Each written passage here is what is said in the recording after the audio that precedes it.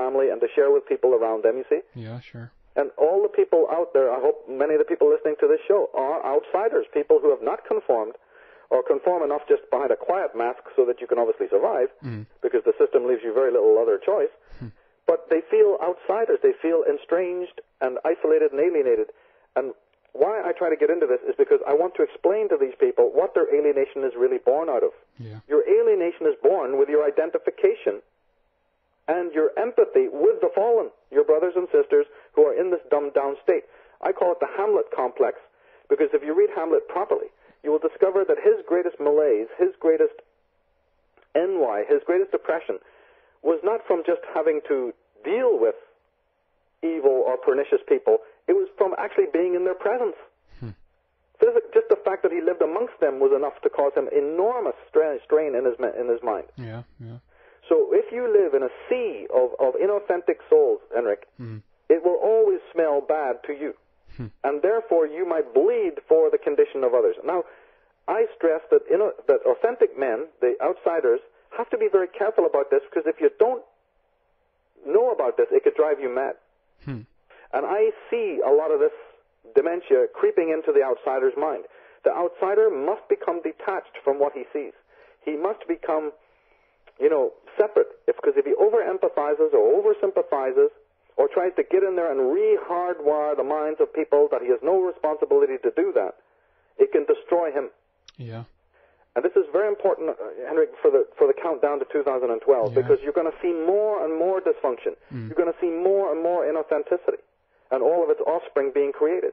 And I talked about this a little bit in the presentation, but if people are not aware of what is happening, they're going to want to dive in there, you see, sacrificially almost, and give up their own precious lives or precious life energy to those people who are never going to change.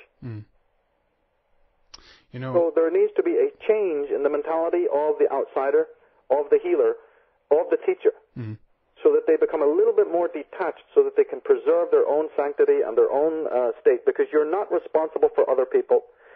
It doesn't matter what other people do.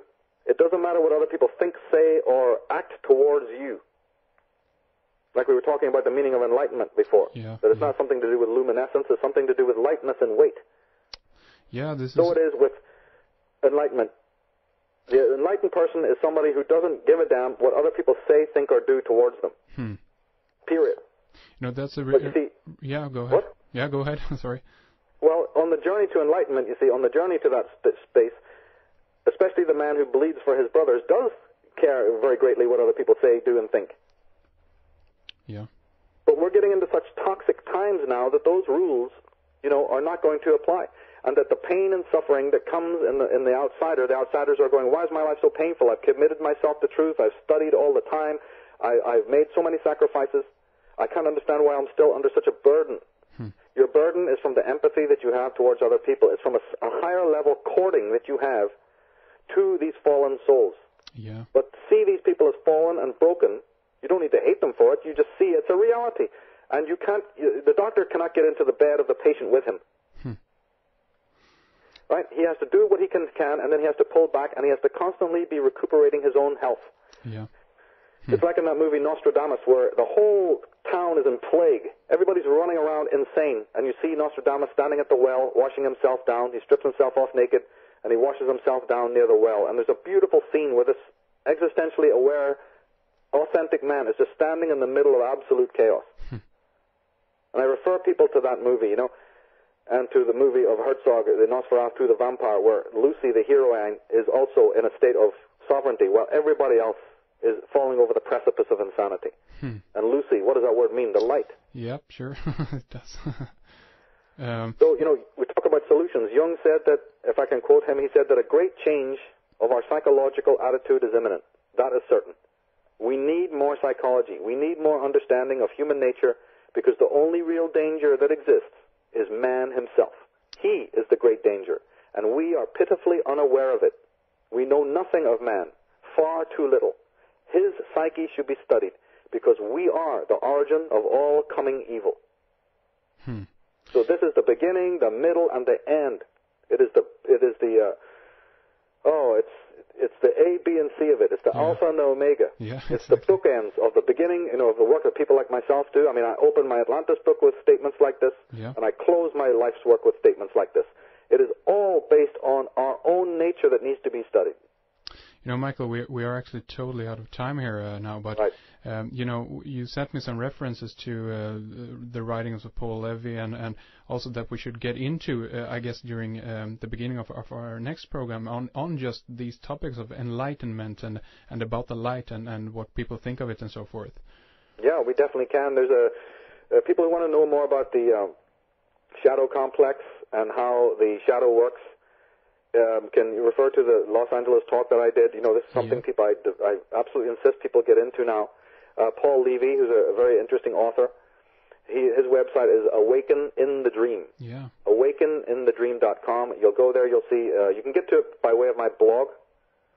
So if people don't have time to write that down, just go to the Michael Tsarion blog and go to the page on enlightenment, and you'll see the link there to Paul Levy, Enlightened or Illumined by Darkness. Go in there and discover why we have a misunderstanding of the word enlightenment. Because if you think that it has to do with the concept of light, then you always have an opposition to darkness. So when people like myself come along and say, listen to the dark voice, listen to the darkness within you, it makes a contradiction. How can you be enlightened and listen to the darkness? Well, that's because you have a misunderstanding of what enlightenment means. Yeah. You can, in fact, be illumined by the darkness. You can, in fact, be enlightened by the darkness, but not darkness as understood as an opposite to light. So maybe we can, get into that next time. But certainly browse those sites and check out the information or email me for more information, and we'll get into it. Absolutely, and I will link we'll have these links up in correlation to this program. And check out michaeltsarion.com. That's Michael Tsarion.com, and also of course is your blog, Michael. It's mstar.blogspot.com, right? That's MSAR, M-T-S-A-R. M-T-S-A-R, sorry, yeah. Yeah, so mtsar.blogspot.com. But if you go to michaeltsarion.com, it'll lead you through to all the other websites that we have. Wonderful, wonderful.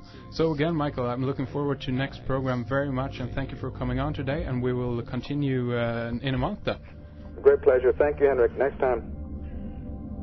Michael will be back on the program the third Thursday of next month. That's January 2007. In the meantime, check out redicecreations.com and tune into our radio show each Sunday and Thursday. And tell folks about it. Help us grow and expand. Thank you all for tuning in. Big thanks to all your wonderful subscribers out there who keep this show going. Also, thanks to Big Bro in the control room, Fredrik, and we will talk more soon. So take it easy, take care. This is Henrik Palmgren signing off.